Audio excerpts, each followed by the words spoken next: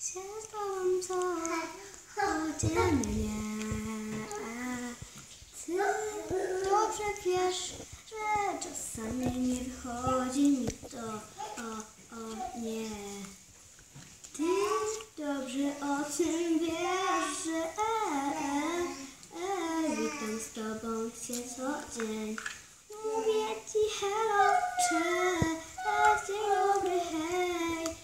To wszystko, co mogę ci powiedzieć.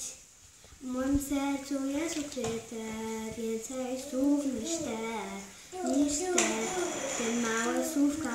To nie jest w ogóle ważne, co ci mówię, tylko to, co w sercu mam.